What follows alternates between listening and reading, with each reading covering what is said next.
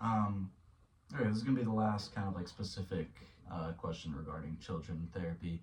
About halfway done with our interview, um, but you're doing great, so keep it up. Um, so, in your previous roles, you have supported individuals with medical complexities, like we've discussed.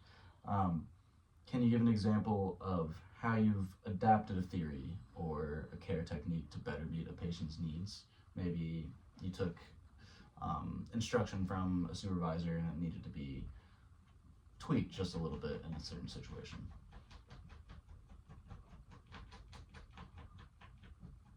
Really, the most difficult part about just working with these children is the communication part of it, and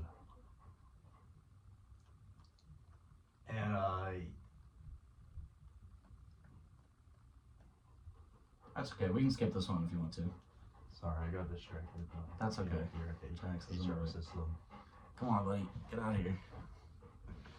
Um, okay, so we're gonna jump into our one of our last kind of categories. This is gonna be focused more on teamwork and collaboration. Um, so this position involves collaboration with multiple professionals, including occupational therapists and also speech therapists. Can you provide an example of a time when you worked in a team to achieve a common goal? Yeah, so basically every day. So at my current job right now, I work with several different several different interns, and our goal is to figure out uh, how to best support families during the summer compared to during the school year, and that's we're doing research, and that's what the main research is about. But there's three separate teams basically, and one monitors sleep, one monitors physical activity, and one monitors what they eat. And each team always combines together like at the end of every week and collaborates on what they found through the research. Oh, awesome. Yeah, that's exactly what we're looking for.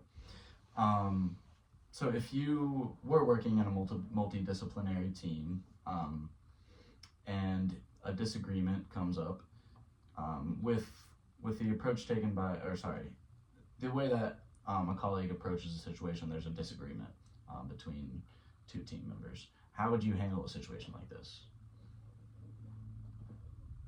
Um, I always like to get everyone's opinion if we're working in a big team setting, and usually I'll even if there's a disagreement, I'll always take into account everyone's opinion, even if like say five people disagree with him, I'll still maybe like talk to him one on one and or him or her one on one, and then see how they feel and see if we could work out a compromise with everyone where both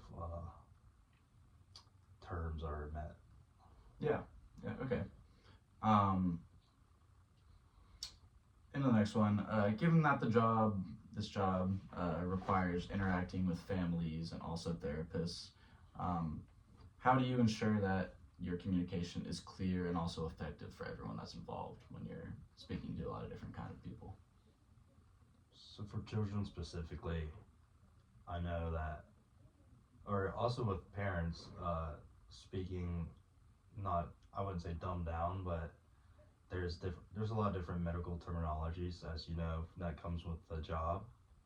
So obviously, like say you say just for example cardiac complexities, you just say like heart complexities and just basically make it more simple for them to understand, because obviously they have not had the same experience or education as we do. Yeah, yeah, no, that's a great answer. And wrapping up here, we just got a few more questions for you. Um, Imagine that you worked with a child that has shown improvement in one area, but is still struggling in another area.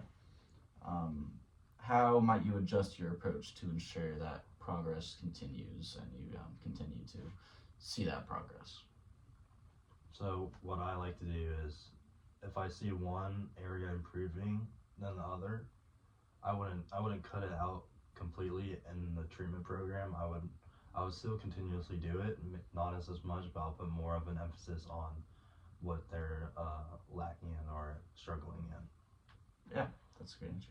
Okay, so our last kind of category here, we're just gonna have a couple more questions. This is gonna be more involved with kind of problem solving and critical thinking, and then we'll get you out of here. Have you ever encountered a situation where the treatment or care plan that you were following just wasn't producing and you just weren't seeing the expected results?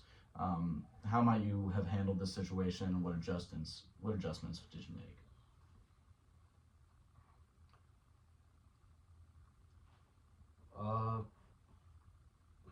I don't think I could come up with any specific situation with in the occupational therapy setting specifically, but there was with Attentive Angels Home Care when I work with autistic patients. They do